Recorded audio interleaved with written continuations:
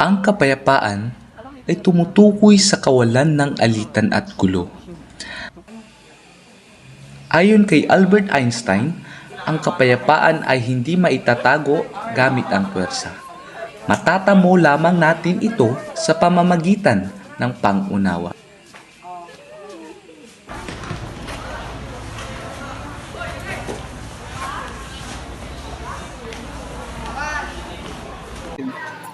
Dito sa mataas na paaralan ng istansa na matatagpuan sa munisipalidad ng Lingayen at probinsya ng Pangasinan. May estudyante na biktima ng pasalitang pambubulas ng miyembro ng LGBT community.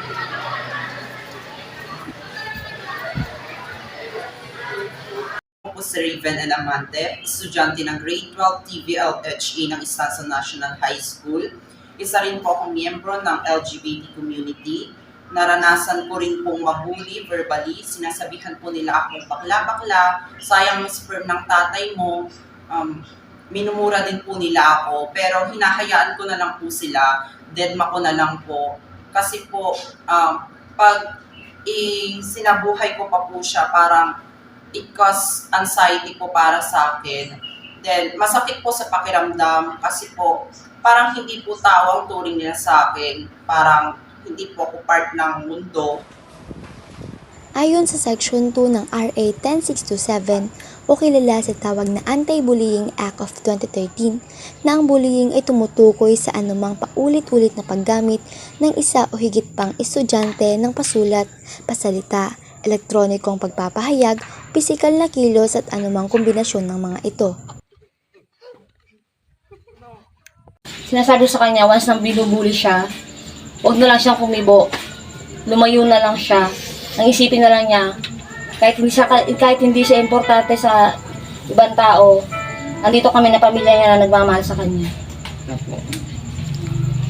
Nahagi naman ng isang magulang ang mga paraan na ginawa nila upang matigil ito sa anak niya.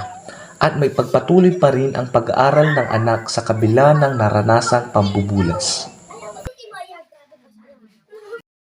Ang kapayapaan din ay maaaring matamo o maranasan sa paglilingkod sa Panginoon, kagaya ni Sister Jenny na nagbabahagi ng salita ng Diyos sa iba't ibang mga lugar. Nakapokus ka sa ginagawa mo, nakapokus ka sa pag-serve mo kay God, so parang nagbibigay ito ng comfort.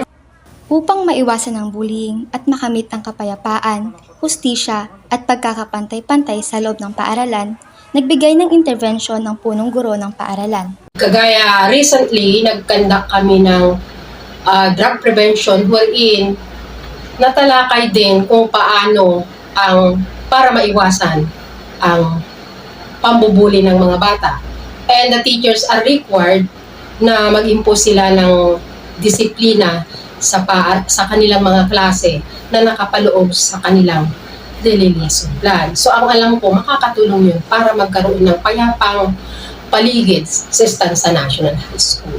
Wala nang mabubuli, wala ring mabubuli. Di ba sinabi mo noon na nabully ka? Paano mo ipinakita yung kabaitan doon sa mga nakaaway? Ang pinakita ko to sa sa paraan ng hindi ko na lang sila pinapansin, then ipinagpapasa Diyos ko na lang sila, na pinagpipray ko sila na sana bigyan sila ng lawak ng pag-iisip, na sana maisip din nila na part din kami ng lipunan ng mga binubuli nila. Kung ipinakita mo yung kabaitan sa kanila, nagbago ba yung turing nila sa'yo? Oo naman, nagbago yung turing nila sa akin simula nung ipinakita kong hindi ko sila masyadong pinapansin, at ipinakita ko rin na dapat talaga akong irespeto at karespe-respeto. Siya ay naging aktibo sa mga aktibidad sa paaralan. Sa katunayan, ay nagogi siya sa No Bag Challenge na ginanap sa ENHS noong 18 ng Nobyembre taong kasalukuyan.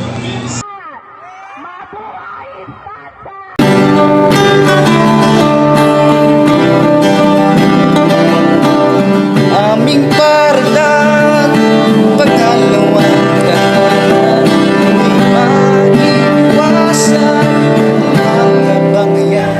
Nakamit ni Raven ang payapang isipan sa pamamagitan ng hindi niya pagpansin sa nambubuli sa kanya. At ito ay nagbigay ng liwanag at pag-asa upang ipagpatuloy niya ang kanyang buhay.